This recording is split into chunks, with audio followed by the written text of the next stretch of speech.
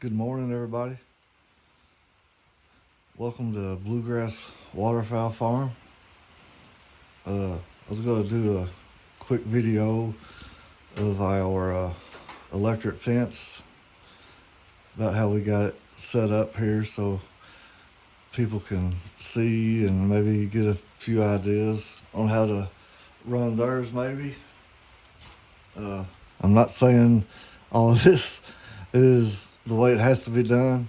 Everybody can, do it however you want yours to do, but this is how we got ours set up, and it works good for us. Of course, I got a 15-mile box, and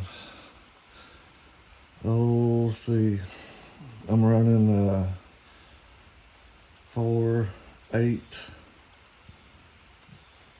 probably about 900, less than 1,000 foot of wire, and I got a 15-mile box. So let me tell you, this puts out some juice. And if you have any questions about that, feel free to ask my wife, because she's accidentally got into it a couple times, and she can squall pretty good when she gets into it.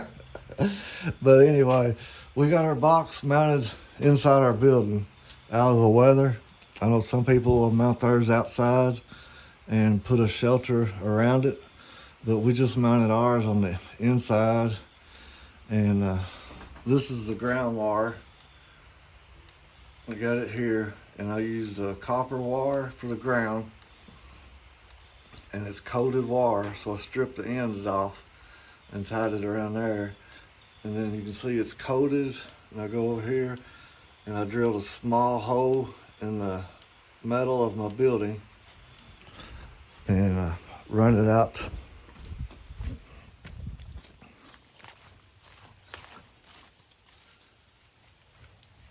I run it through that hole on the building and all the way down to here, which is my ground rod. My ground rod is, I think it's 4, maybe 4 or 5 foot long. And you can see it's sticking up out of the ground, maybe 8 inches.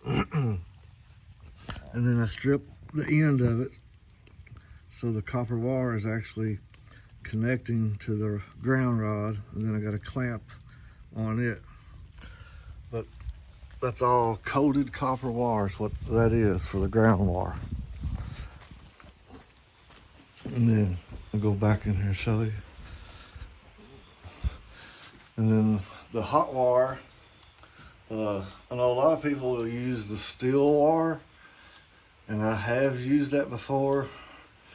I don't really like it because it's stiffer and harder to work with. I like the aluminum wire.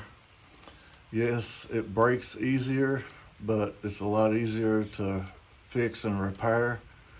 So that's what we use, is the aluminum.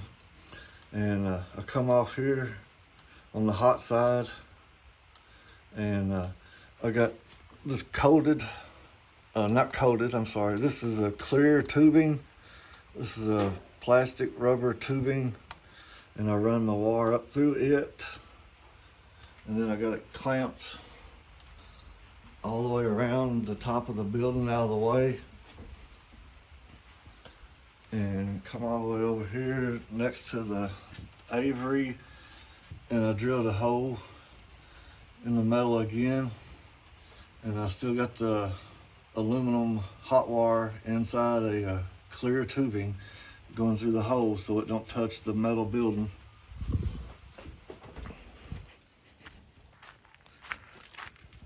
And then we come out here on this side, and you can see the tubing stops there, and then it's just the aluminum electric wire, and I run it overhead so it would be out of the way when we was working with the tractor and everything. So I just got it up in the air about 9 foot, and I just stuck this treated 2x4 onto one of our posts, And then I got the insulators up there, and then an insulator here. And then as you can see where I've tied together there. So when I come down the pole, I went that way and run the electric wire, and it goes all the way around the Avery to the top, and got it tied here. And then I got a I don't know, jumper wire, I guess you call it, that runs down beside this pole, and got it, and it runs down, and then it goes all the way around the bottom of the Avery, all the way around. And the reason this one's got a jumper is because of the gate going into the Avery. I didn't run hot wire in front of it, so I had to have a stopping point. So I know it kind of looks funny maybe where I got jumper wires tied together here and there, but everything does make a complete circuit. See, I'm stopped here because of the door, so that's one of the reasons the jumper wire is up there, where it splices them together. And then you see here, it's not connected right here. That's where I started on this side and went around, and then that wire runs all the way down that way. I think I got another jumper on the other side of the Avery over there that's connecting them together. That's how I got the hot wire from the top, or power from the top to the bottom.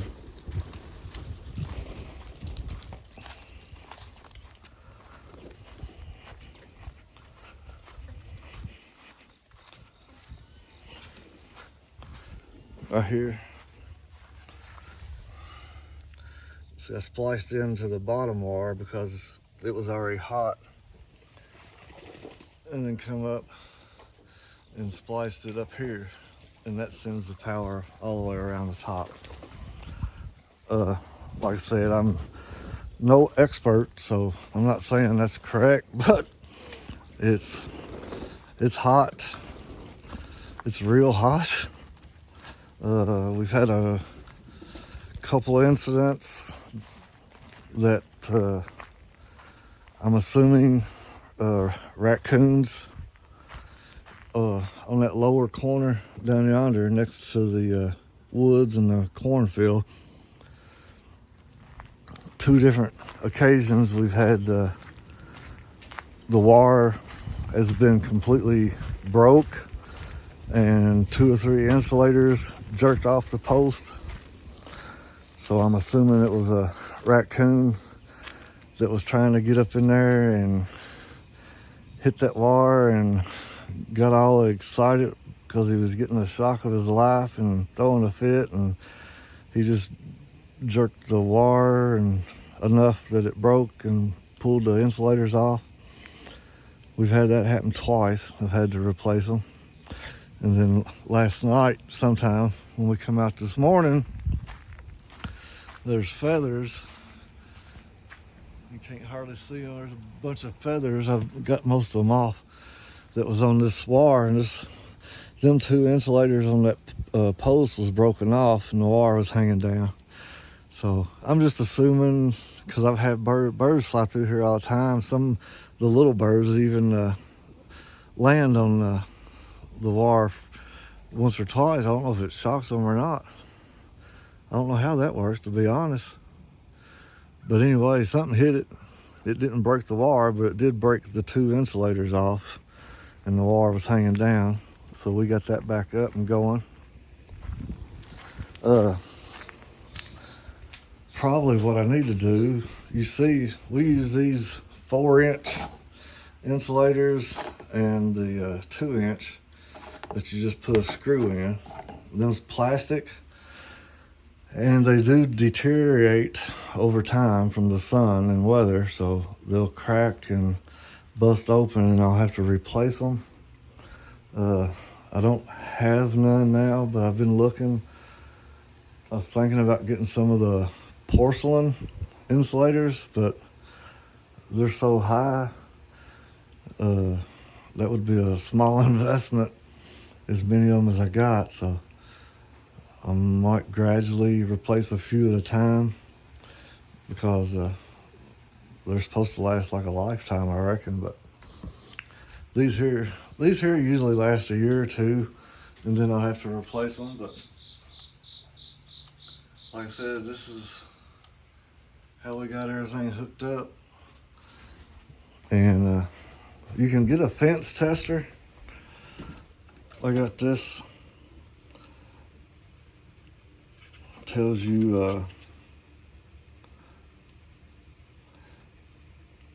was trying to see here.